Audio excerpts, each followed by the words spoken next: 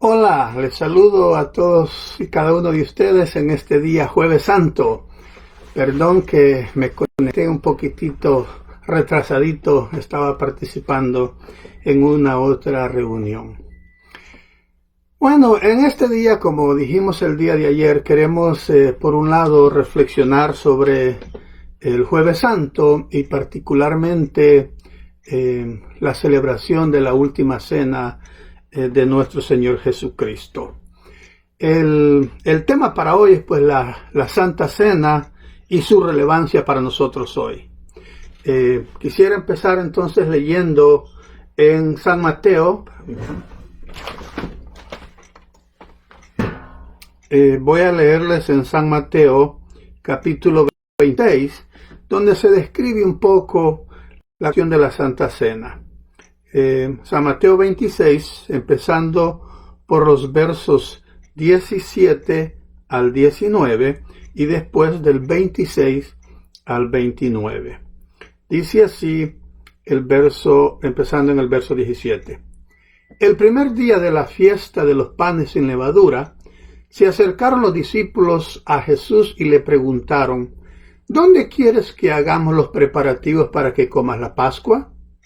Él les respondió que fueran a la ciudad, a la casa de cierto hombre, y le dijeran: el maestro dice, mi tiempo está cerca, voy a celebrar la Pascua en tu casa con mis discípulos. Los discípulos hicieron entonces como Jesús les había mandado y prepararon la Pascua. Luego el versículo 26 en adelante dice: mientras comían, Jesús tomó pan y lo bendijo. Luego lo partió y se lo dio a sus discípulos, diciéndoles: tomen y coman, esto es mi cuerpo. Después tomó la copa, dio gracias y se la ofreció, diciéndoles: beban de ella todos. Esta es mi sangre del pacto, que es derramada por muchos para el perdón de pecados. Les digo que no beberé de este fruto de la vid desde ahora en adelante, hasta el día en que beba con ustedes el vino nuevo en el reino de mi Padre. Hermanos y hermanas, esta es palabra de Dios. Te alabamos, Señor. Muchas gracias a quienes ya están conectados: Natalie, José Manuel Saldaña, Ime Ruiz, bienvenidos. Verónica, y también a Ted. Ted, do you speak Spanish? Good to connect with you through this meeting, Ted. Bien, hablemos un poquitito de los orígenes de la Santa Cena. ¿De dónde viene la idea de la Santa Cena? En primer lugar, recuerden que ayer hablamos de los orígenes de la Semana Santa, los cuales se remontan a los tiempos del Éxodo en el Antiguo Testamento. Éxodo 12 establece la salida del pueblo de Israel de la esclavitud que había en Egipto, y ahí se estableció como ley que cada año debía celebrarse la cena pascual, la cena judía. Entonces, cuando Jesús viene a Jerusalén y celebra esta cena pascual con sus discípulos, es en cumplimiento de esta tradición, de esta ley que se había establecido ya más o menos, decíamos ayer, 1250 años antes de Cristo. Ahora, la historia de esta cena pascual de Jesús con sus discípulos aparece en los 4 evangelios. Aparece en San Mateo capítulo 26, aparece en San Marcos capítulo 14, en San Lucas capítulo 22, en San Juan capítulo 13, e incluso Pablo la cuenta de nuevo en Corintios 11. Ahora, en San Juan 13 hay 3 elementos importantes que suceden como parte de esta celebración de la cena pascual. Bienvenido también Samuel Durán. Carol Just, I know you don't speak Spanish, but thank you for connecting. Pastor Jennifer, bienvenida, y Mariana Méndez. Ok, entonces, según San Juan capítulo 13, cuando Jesús celebró esta cena pascual con sus discípulos, Jesús hizo 3 cosas. Primero, Él tomó un manto y un recipiente con agua y le lavó los pies a sus discípulos. De ahí viene la idea o la celebración del lavatorio de los pies. Jesús entonces, al lavar los pies a sus discípulos, está dando el mensaje sobre la importancia de la humildad y el servicio. Así que el primer mensaje, el primer acto simbólico que hace Jesús, según San Juan capítulo 13, es lavarle los pies a sus discípulos como una invitación a servirnos con humildad los unos a los otros. Bienvenido Lenin, bienvenido Mario. Ramiro, gracias por conectarse. Es un gusto conectarme con cada uno de ustedes por este medio. Primero, lavó los pies de sus discípulos. Segundo, según de nuevo San Juan 13, Jesús dio un mandamiento nuevo a sus discípulos. El mandamiento es que se amen los unos a los otros como yo los he amado a ustedes. Entonces ese es el segundo mensaje, el segundo acontecimiento importante de esta cena pascual celebrada por Jesús, según se la cuenta en San Juan capítulo 13. El mandamiento del amor, que ya Jesús ha dicho en otra ocasión, el mandamiento más importante es amar a Dios, a tu prójimo como a ti mismo, se establece entonces como un nuevo elemento a partir de esa cena. Muchas gracias, Ángel Luis Rivera. Saludos también para usted y su familia. Don Humberto, mucho gusto. Mingo Toledo, gracias por conectarse con nosotros. Y Cristina Vega, saludos para usted. Rosa Esther Gómez también está conectada con nosotros. Y Soraya, bienvenidos a todos. Entonces, el tercer elemento que aparece en la cena pascual de Jesús, descrita en San Juan 13, es que se establece la Santa Cena, la última cena, como un mandato de algo que hay que hacerse todo el tiempo. Hagan esto en memoria mía. Bueno, eso es lo que acontece en el Jueves Santo, en tiempo de Jesús, cuando él y sus discípulos, en cumplimiento de la tradición judía de reunirse en Jerusalén y celebrar la cena pascual, la celebraron. Más adelante, a partir del mandato de Jesús, que debía hacerse eso en memoria de él, la Iglesia establece esa cena pascual como un sacramento. En otras palabras, la Iglesia, con el correr del tiempo, cumple con el mandato de cada año celebrar, o cada vez que se puede, celebrar esa última cena como Jesús lo ha mandado, pero además se establece como un sacramento. ¿Qué significa un sacramento? Bueno, en la tradición luterana, un sacramento es un acto sagrado en la iglesia que debe cumplir con 3 requisitos. Es decir, para que un rito de la iglesia se convierta en sacramento, debe tener 3 elementos. El primer elemento debe ser un acto ordenado por el mismo Jesucristo. Bueno, los 4 evangelios describen la cena de Jesús, y no todos ellos, pero San Lucas, por ejemplo, 29, y aquí en Mateo que hemos leído, Jesús dice, hagan esto en memoria de mí. Así que como es un mandato de Jesús, debemos celebrarlo todos, y por eso se establece como un sacramento. Segundo, una práctica iglesia, para ser considerado un sacramento, debe tener elementos visibles o elementos tangibles, elementos que se pueden tocar y ver. ¿Cuáles son los elementos, en este caso, de la cena del Señor? Bueno, el pan y el vino. Y número 3, un sacramento, una práctica en la iglesia, para ser considerada un sacramento, debe ser un medio de gracia. ¿Qué significa que sea un medio de gracia? Significa que a través de ese acto recibimos el amor, la misericordia, el perdón y la salvación de Dios. Esa es la gracia de Dios. La gracia es el perdón y es la salvación de Dios. Entonces, en Mateo, por ejemplo, 26-28, explícitamente dice, esta es mi sangre derramada por ustedes para el perdón de los pecados. En otras palabras, al recibir la Santa Comunión, estamos recibiendo perdón de pecados. Y donde hay perdón de pecados, hay por tanto vida y salvación. Ángel Luis Rivera dice: saludos desde los ministerios globales de la Iglesia Discípulos de Cristo y la Iglesia Unida de Cristo. Muchas gracias, hermano Ángel. Saludos también para ustedes, para su iglesia. Nelson Ravel se nos unió. Gracias, Nelson. Y también Paul Gibson. Paul Gibson, as far as I know, you don't speak Spanish, but thank you for joining us, okay? Entonces, establecida por la iglesia como un sacramento. ¿Qué es entonces ahora la Santa Cena? ¿Qué significa para nosotros hoy?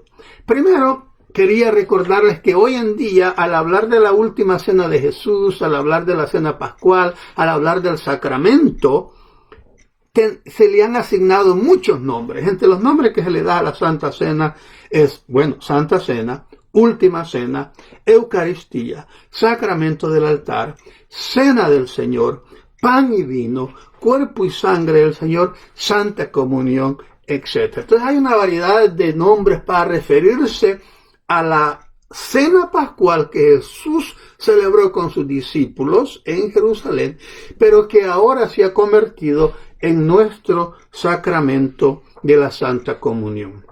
Según el Catecismo Menor de Martín Lutero, la Santa Comunión es el verdadero cuerpo y la verdadera sangre de nuestro Señor Jesucristo, dados a los cristianos con el pan y el vino para que los comamos y lo bebamos.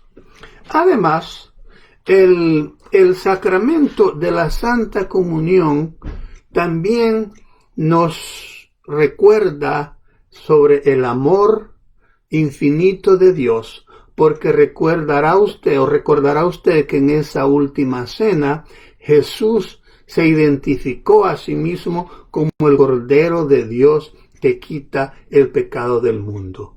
Y San Juan 3:16 ya nos ha dicho que Dios amó tanto al mundo que dio a su Hijo unigénito para que todo aquel que en él crea no se pierda, sino que tenga vida eterna.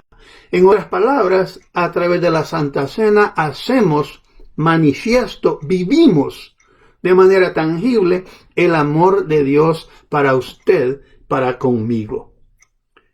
En segundo lugar, la Santa Comunión, hemos dicho, es un medio de gracia. A través de él recibimos el perdón de nuestros pecados. Esto es contrario, digamos, a la idea que muchas personas han tenido de que para tomar la Santa Comunión debemos estar limpios, debemos estar puros, o que debemos ser dignos de ello. Lo que necesitamos para tomar la Santa Comunión es arrepentimiento, porque es un medio de gracia. A través de ella recibimos perdón de pecados. Eso significa que necesitamos un examen de conciencia, necesitamos hacernos el propósito de reconocer que hemos obrado mal en algunos casos y que estamos dispuestos a rectificar esos errores, y esos pecados, y a no volverlos a cometer. Entonces, al hacernos ese examen de conciencia, en la iglesia se hace la confesión pública de pecados.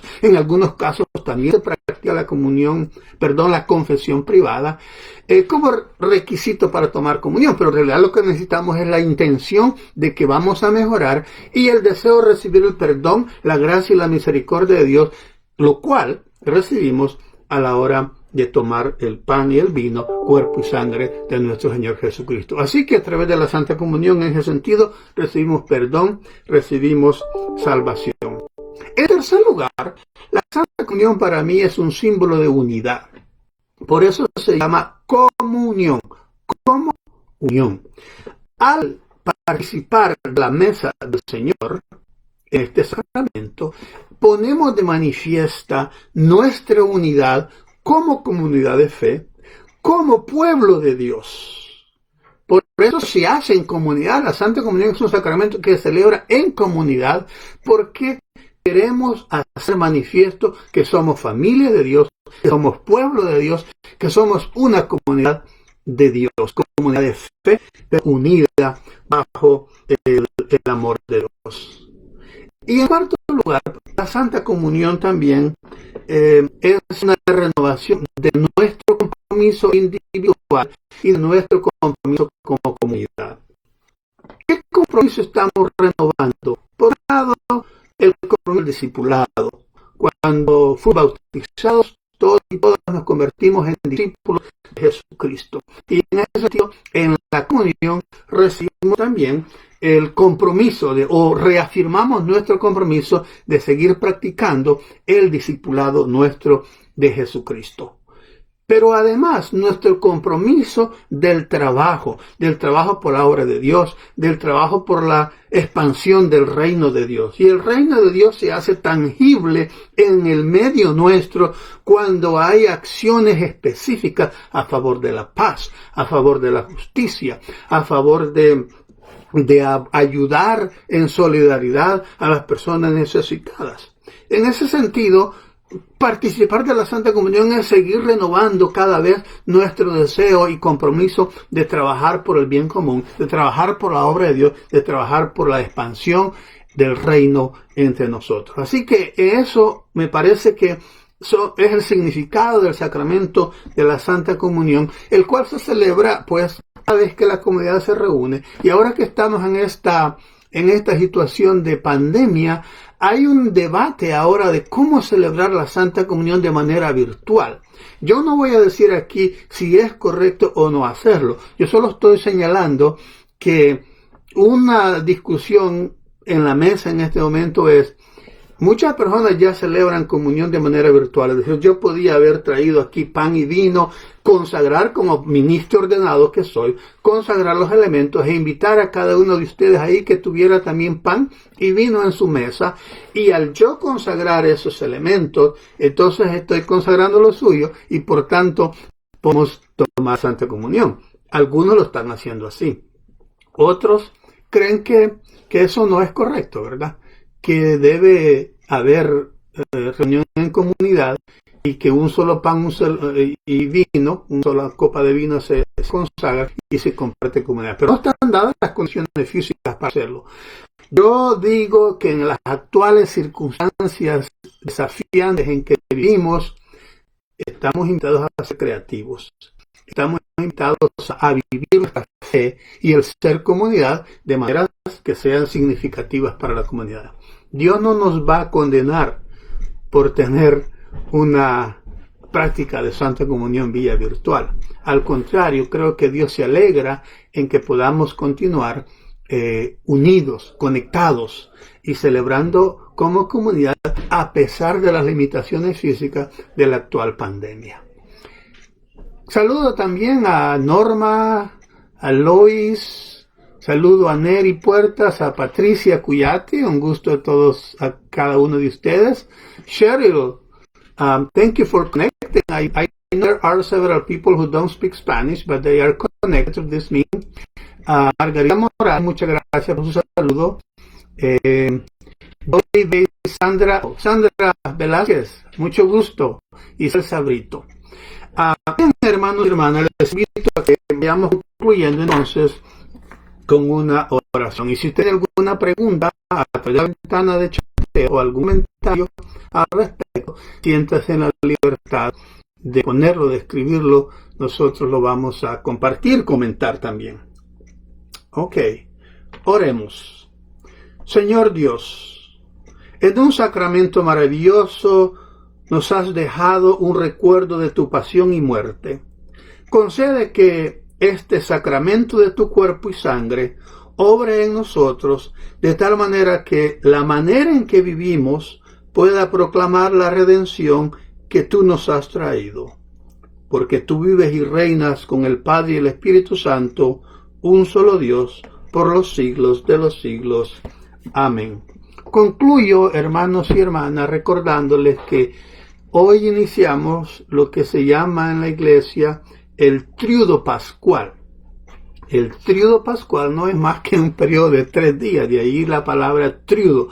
Son 3 días donde se celebra la Pascua en Semana Santa. Es decir, el Tríodo Pascual empieza hoy en la tarde o en la noche con la celebración de la Cena del Señor.